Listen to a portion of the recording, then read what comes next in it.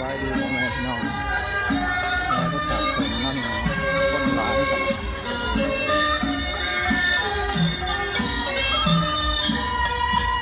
เรามีส้มอะไรเนาะแต่ประสาทเติมเนี่ยพี่น้องได้หนึ่งเป็นมือที่สองเอาไปดูทางด้านหน้าของพนักงานเราก็ขอให้เพื่อนบอกว่าน้องเตือนเราบ้างคนร้ายขนาดเป็นมือพี่น้องแอบไปเราบอกยังห่างอยู่พี่น้องเรายังห่างอยู่ผสมดีมากกว่าในพิธีหรือว่าในงานบุญครั้งนี้เนาะ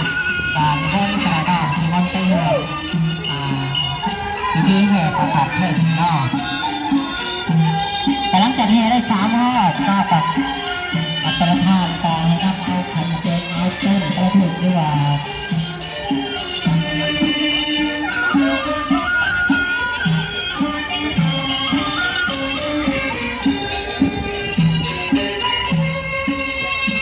แต่เป็นเรื่องที่ความสวยสดงดงามที่เราเล่าปีนี้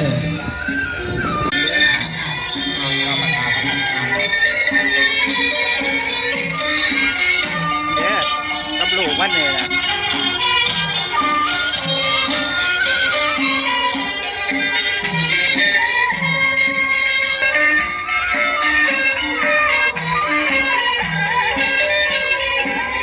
ขอไปก็ได้เด้อขอไปเนาะเกิดความเป็นเสียงค่อยจงงามเนาะแต่งามแบบนี้งามด้วยเนาะกับพี่ป้องของนำด้วยลาดีนะ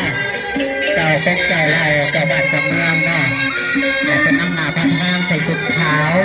แล้วก็มีต้นกำลังแข็งแหล่ประสาทผึ่งเนาะส่วนในนั้นประสาทผึ่ง4 ต้นก็ถือว่าเป็นที่เป็นคลองของการทางนักบุญการทางที่จัดขึ้นในแต่ละปีเดี๋ยวจากนั้นจะมีวัดเส้นการที่เห็นที่ด้านล่างของพี่ใหญ่มีความสวยสดงดงามแปลกนี่เนาะเอาด้านหน้าของกระดานแต่ว่าให้เพื่อนมาแต่แน่แต่ด้านหลังของเรา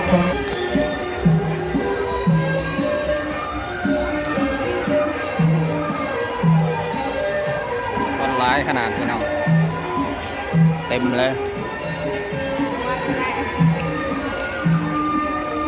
เราว่าเป็นหมื่นคนละประมาณเป็นพันเป็นหมื่นก็ยิงยางอ้อมแล้วพี่น้องตามเดี๋ยวออกไปนอกเดี๋ยวที่อ้อมข้างนอก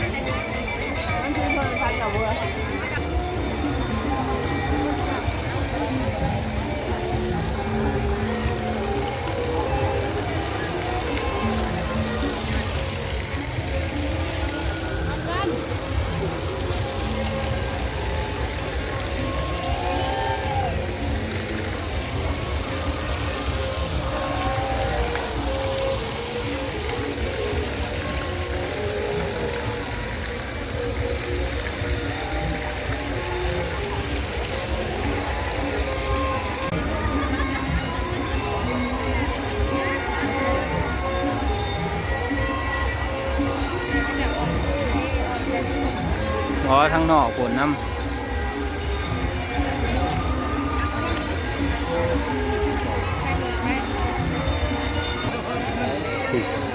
มาแล้ว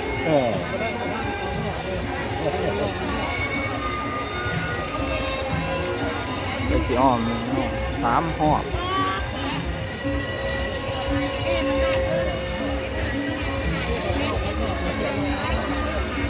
ร้ายมันจะก่อไป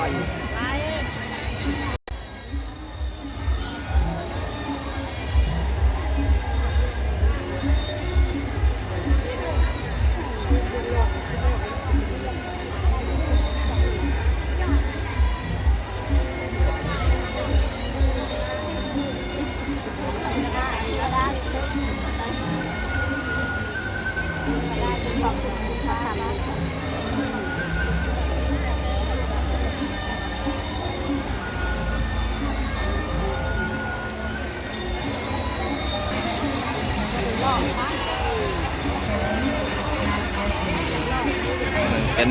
ประเพณีลาวเนาะแห่ภาษาถึกกันเนาะ